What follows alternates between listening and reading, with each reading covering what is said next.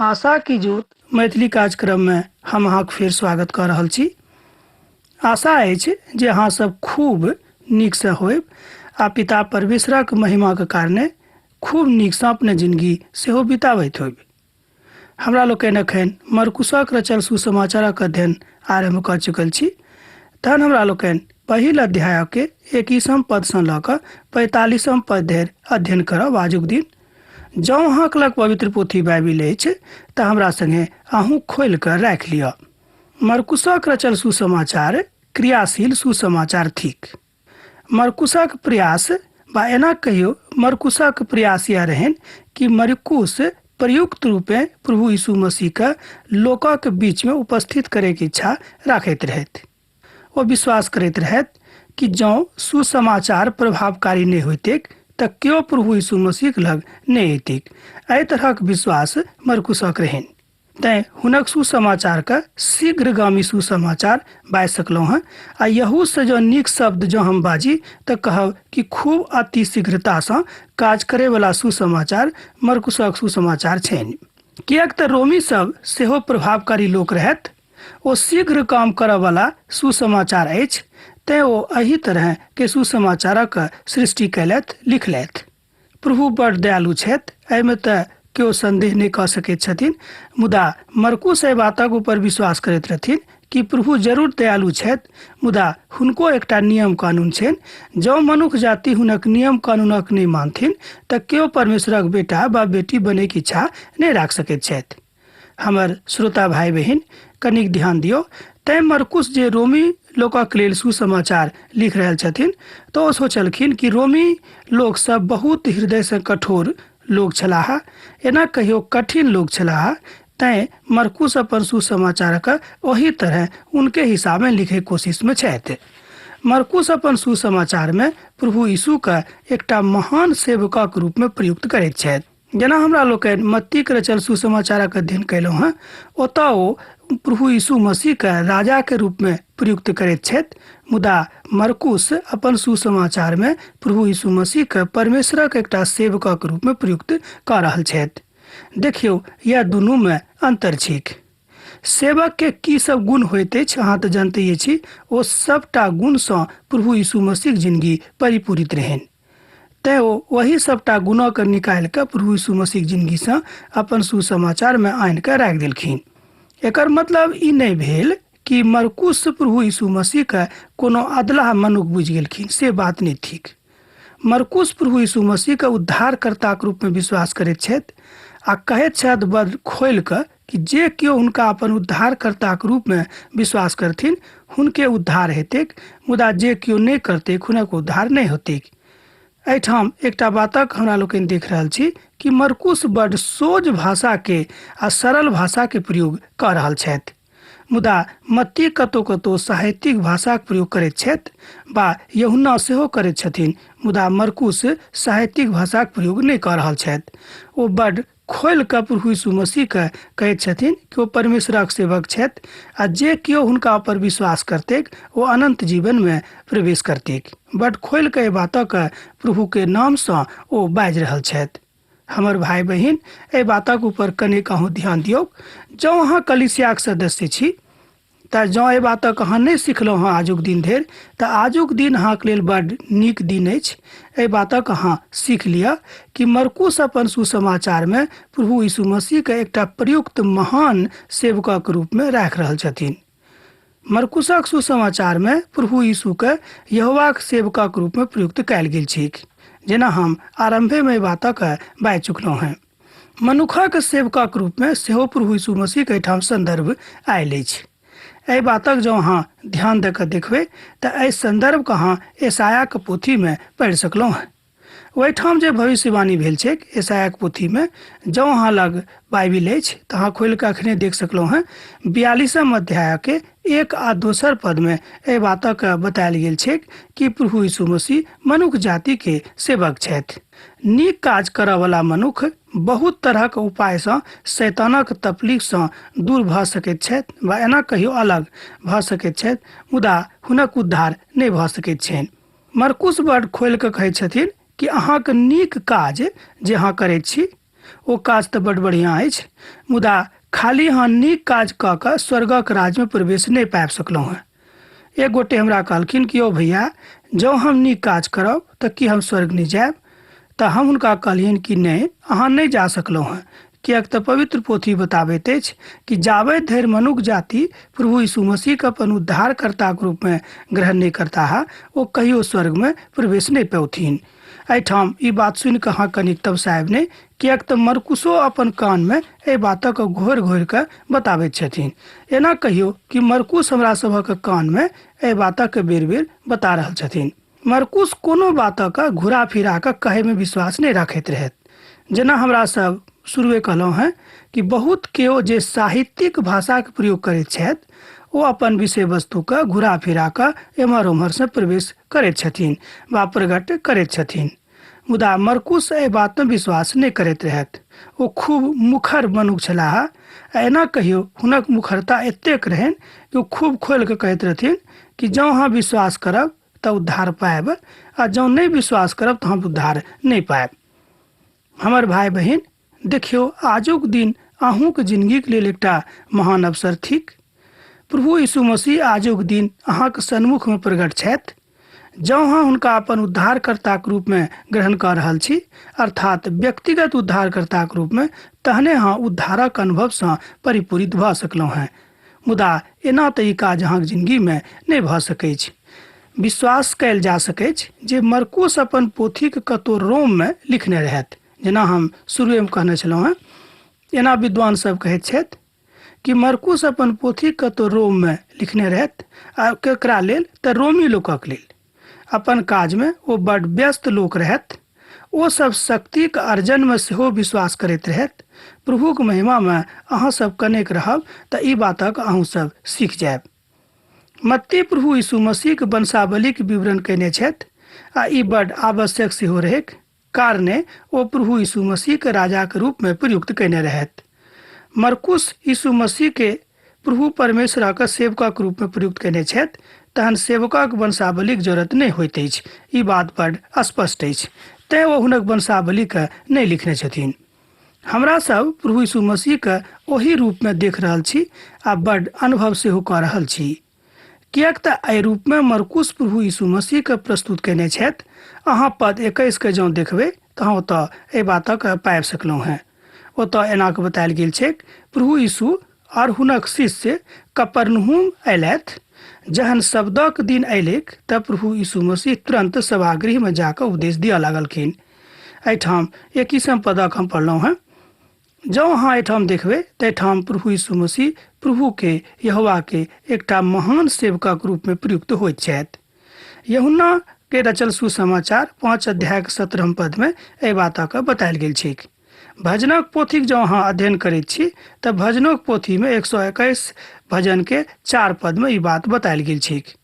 ओहिठाम लिखल गेल छै, प्रभु यीशु मसीह के महिमा एहि संसार में जेना बरखा होइत अछि, ओही तरह प्रकट होबय वाला अछि। लोक हुनक उपदेशक सुनि कऽ चकित भऽ गेलाह, किएक तो हुनका एना कहियो कि शास्त्रीक समान नहि, मुदा अधिकारीक समान उपदेश दैत रहथि। देखियो एहिठाम मरकुसक रचल सुसमाचारक एकटा विशेषता, ओ प्रभु यीशु मसीह जतेक उपदेश दैत रहथिन, ओ एना नहि मुदा एकटा अधिकारक साथ बताबैत रहथिन। जेना एकटा अधिकारी आदेश दैत छथि, ओही तरह मरकुस अपन सुसमाचार के प्रयुक्त करैत छथि। ओ कहैत छथिन कि जँ अहाँ विश्वास करब तऽ पायब, आ जँ अहाँ विश्वास नहीं करब तऽ नहीं पायब। एहिठाम प्रभु यीशु मसीह के एकटा सशक्त परमेश्वरक दासक रूप में देखल जा सकै छै। ओ जे प्रभु के दिस सँ नियुक्त कयल गेलाह आ हुनक पदाधिकारी छथि, ई नहि कि ओ महाप्रतापी के बच्चा छथि सेहो अहाँ नहीं बुझबैक, ओ छथि।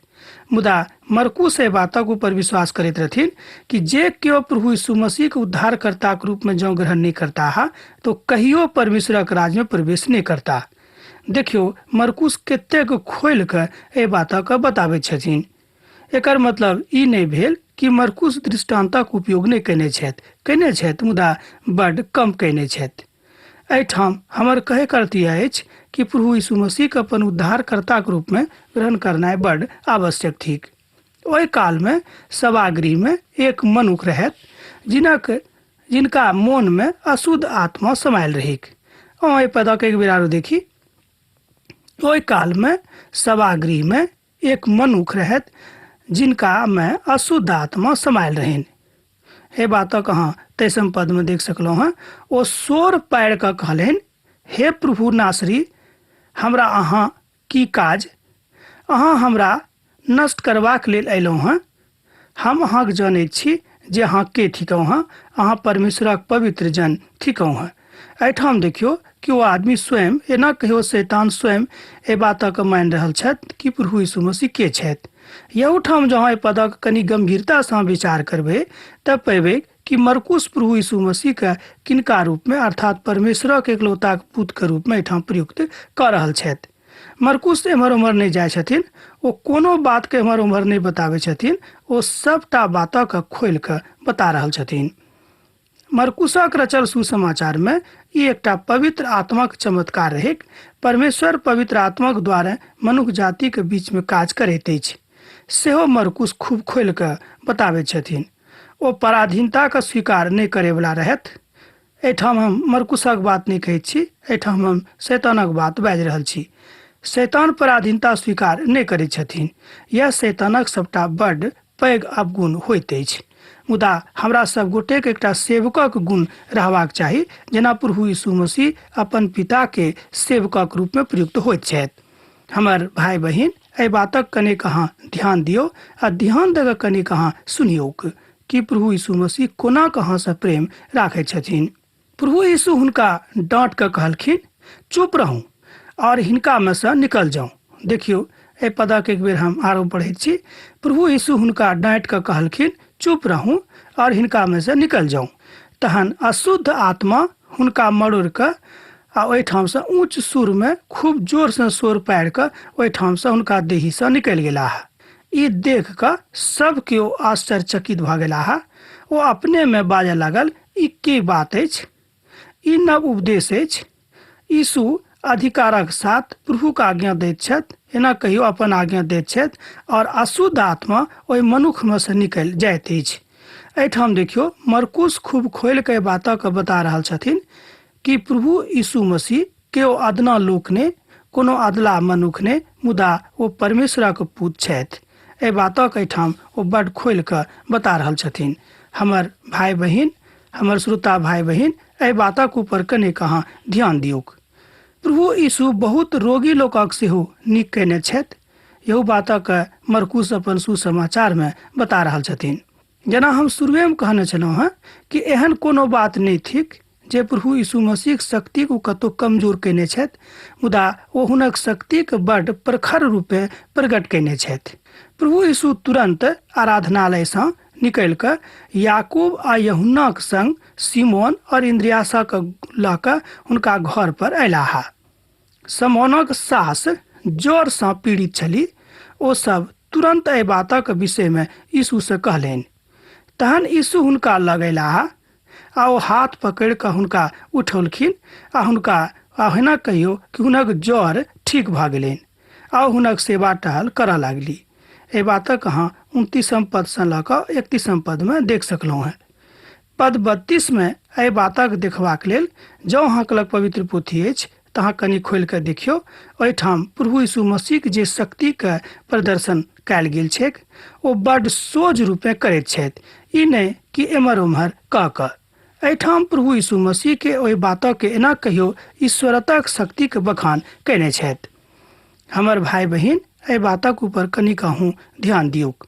प्रभु यीशु मसीह का मरकुस एकटा प्रखर मनुष्यक सेवक के रूप में, परमेश्वरक सेवकक रूप में प्रयुक्त कयने छथि। मान लियो एहि संसार में प्रभु यीशु मसीह मनुखे के सेवा करबाक हेतु आयल छलाह। एहि बातक ओ सेहो प्रकट करैत छथि। किएक तऽ पिता के उद्देश्य रहन, अर्थात परम पिता के, जे हमर पुत्र संसार में जाकर मनुष्य जाति के सेवा करे। एहि बातक बड़ खोल कऽ मरकुस एठाम बता रहल छथिन।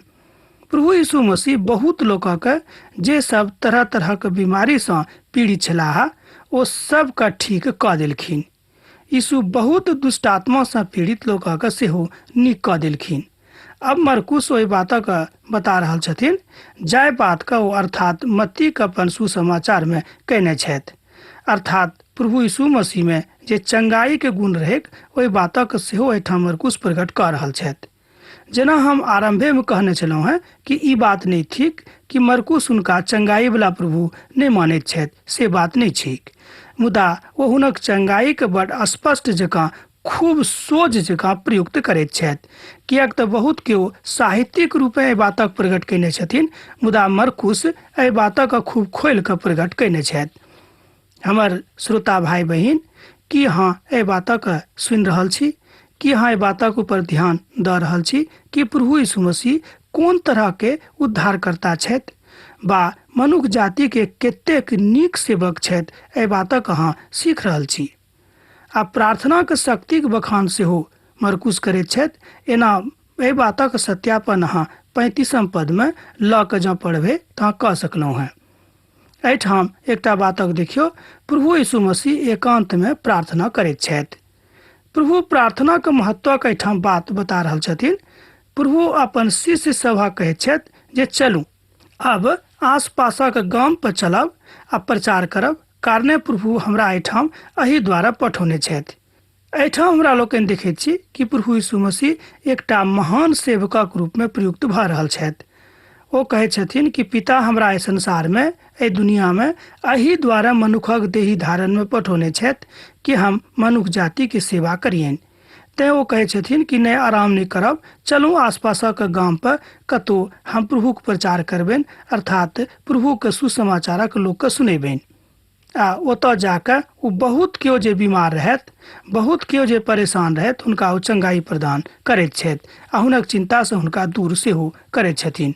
हमर भाई बहिन, कि अहूँ कोनो तरह के रूप में परेशान छी वा कोनो बातक लेल परेशान छी, तऽ हम अहाँ से कहब अपन जिंदगी के अहाँ अखने प्रभु यीशु मसीह के चरण में आनि कऽ दऽ दियौक। अहाँ खूब नीक जकाँ ई बातक बुझि जायब कि प्रभु यीशु मसीह अहाँ से प्रेम राखैत छथि। प्रभु यीशु मसीह कहलनि, अहाँ हमरा सब आसपासक गाम पर जायब, जाहिसँ हम ओतऽ प्रचार कऽ सकी, किएक तऽ हम एहि द्वारे आयल छी। देखियौ, ओहि बातक प्रगट सेहो एक बेर आर कऽ रहल छथि। यीशु संपूर्ण गलील प्रदेश और हुनक सभागृह में प्रचार करैत और दुष्ट आत्मा के निकालैत रहथि। एहि बातक अहाँ मरकुसक रचल सुसमाचार में पढ़ि सकलहुँ हैं, 1 अध्याय के 38 आ 39 पद में। यह रहन मरकुसक सुसमाचार के आरंभ के प्रमुख बात।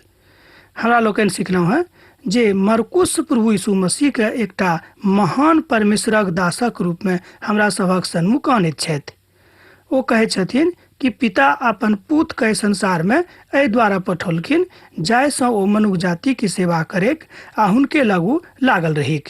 हमर भाई बहिन, हमर श्रोता भाई बहिन, की अहाँ एहि बातक नीकसँ बुझैत छी? जँ अहाँ कलीसियाक सदस्य छी तऽ एहि बातक अहाँ खूब नीकसँ बुझियौ कि प्रभु यीशु मसीह मनुष्य जाति के सेवक छथि। तहन अहाँके की करबाक अछि? अब तऽ अहाँ बुझि गेल होबै, अहूँके मनुष्य जाति के सेवक बनबाक जरूरत अछि। जँ अहाँ मनुष्य जाति के सेवा के जरूरत नहीं बनलहुँ हैं, बा हुनक सेवक नहीं कर रहलहुँ हैं, तऽ हम कहब कि अहाँ प्रभु के नीक दास नहीं थिकहुँ हैं, बा अहाँ प्रभु यीशु मसीह के अपना हृदय में नीक से ग्रहण नहीं कैलहुँ हैं। यह बात आजुक दिन मरकुस अहाँके कहैत छथिन। कलीसियाक सदस्यक लेल ई बात बड्ड जरूरी थिक, किएक तऽ प्रभु यीशु मसीह एहि बातक बड्ड स्पष्ट जकाँ मरकुसक माध्यम सँ बताबैत छथि कि कलीसियाक सदस्य के एकटा नीक सेवकक रूप में उपयुक्त होयबाक चाही, जाहिसँ जतऽ मनुष्य जाति के कोनो तरहक पीड़ा में जरूरत पड़े तो हुनका मदद करें। अब हमरा लोकनि एकटा आर दोसर बातक देख रहल छी। जँ अहाँके लग पवित्र पोथी अछि तऽ हमरा संगे अहूँ खोलि लिअ 1 अध्याय के 40 पद। ओतऽ एना बतायल गेल छै, एकटा कोढ़ी प्रभु यीशु मसीह के लग अयलाह। ओ प्रभु यीशु मसीह सँ विनती कयलथि। ओ यीशु के लग घुटना टेक कऽ कहलनि, जँ अहाँ चाहब तऽ हमरा नीक कऽ सकलहुँ हैं। एहिठाम देखियौ, ओहि कोढ़ी के हृदय में परमेश्वरक प्रति कतेक प्रेम, कतेक विश्वास रहैक। की हमर विश्वास एहि तरहक अछि? कनि अहाँ अपन हृदय के ऊपर हाथ राखि कऽ देखियौ, की अहाँके विश्वास एहि तरहक अछि? की अहाँ एहि तरह अपन प्रभु के आजुक दिन धरि ग्रहण कैलहुँ हैं? की अहाँ अपन यीशु मसीह के एहि तरह से प्रेम राखैत छी, बा अनेरे खाली ऊपर मुख सँ कहैत छी कि प्रभु हमर छथि? आ हृदय से हुनका नहीं मानैत छी। भाईजी, हम ई बात नहीं कहब, किएक तऽ अहाँक हृदयके बात अहाँ जानै छी आ परमेश्वर जानैत छथि। मुदा अहाँके भाई होयबाक कारणे ई बात जरूर कहब कि प्रभु यीशु मसीह से अलग अहाँ नहीं रहूँ। यीशु हुनका ऊपर एना कहियो, प्रभु यीशु मसीह के हुनका ऊपर तरस आबि गेलनि। ओ अपन हाथ का बढ़ौलखिन और हुनका स्पर्श कऽ देलखिन जे हम चाहैत छी जे हम नीक भऽ जाऊँ। देखियौ, एहिठाम मरकुस प्रभु यीशु मसीह शक्ति के बड़ स्पष्ट जकाँ प्रदर्शित करैत छथि। ओ एहन कोनो बात नहीं अछि जे खोलि कऽ नहीं बता रहल छथिन। तुरंत हुनक कोढ़ ठीक भऽ गेलनि। एहि बातक अहाँ मरकुसक रचल सुसमाचार तकर 1 अध्याय के 42 पदक जँ अध्ययन करबै तऽ अहाँ एहि बातक ओहिठाम सीख सकलहुँ हैं। यह एहिठाम कहियो कि एहि तरहक चमत्कारक काज, एहि तरहक चमत्कारक काज प्रभु यीशु मसीह एहिठाम करैत छथि। तहन ई नहीं भेल कि मरकुस चमत्कार से परहेज करैत छथिन, से बात नहीं, किएक तऽ हुनका उद्धारकर्ताक रूप में मानैत छथिन, तैँ ओ एहि बातसँ परहेज नहीं राखैत छथिन। प्रभु ओहि कोढ़ी के स्पर्श कऽ देलखिन आ ओ ठीक भऽ गेलीक। अर्थात प्रभु यीशु ओहि कोढ़ीक मनुख के नीक कऽ देलखिन। यीशु ओहिठाम से तहन कतौ दोसर ठाम परेलाह।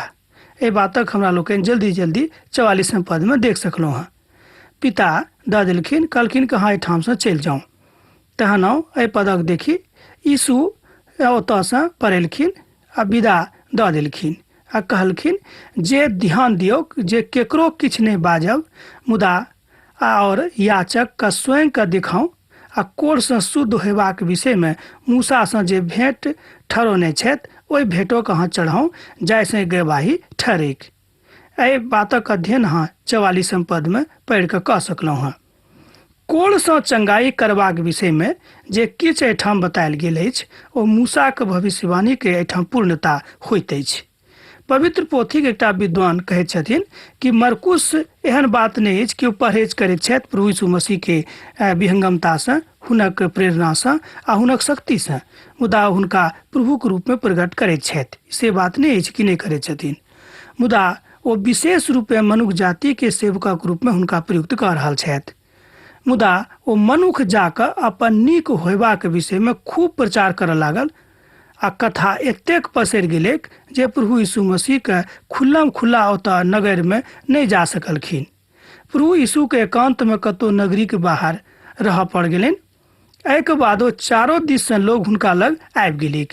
एहिठाम मरकुस प्रभु यीशु मसीह के प्रसिद्धि, प्रभु यीशु मसीह के लोकप्रियता, प्रभु यीशु मसीह के प्रस्तुतिकरण, प्रभु यीशु मसीह के प्रेम, प्रभु यीशु मसीह के तरस आ हुनक अनुभंगता के प्रकट कयने छथि। एहन कोनो बात नहीं अछि कि ओ प्रकट नहीं कयने छथिन। मरकुस एहि बातक अपन एहि पोथी के 45 पद में अर्थात प्रथम अध्याय के 45 पद में कयने छथि। प्रभु ओहि कोढ़ी के मना कऽ देने रहथि कि अहाँ एहि बातक केकरो नहीं बतेबनि कि प्रभु अहाँके चंगा कऽ देने छथि, मुदा ओहि बातक नहीं छुपलखिन आ जाकऽ सब गोटे के बता देलखिन। हमर भाई बहिन, हमर श्रोता भाई बहिन, की अहाँ एहि बातक नीकसँ बुझि रहल छी? जँ अहाँ एहि बातक नीकसँ बुझि रहल छी तऽ प्रभु के इच्छाक साथ अहूँ अपन जिंदगी के आजुक दिनसँ बितायब। अब आजुक दिन हम अहाँ से यह कहब कि प्रभु यीशु मसीह अहाँके की सिखेलखिन बा आजुक दिन अहाँ की सिखलहुँ से अब अहीं स्वयं एहि बातक ऊपर सोचि कऽ अध्ययन करू।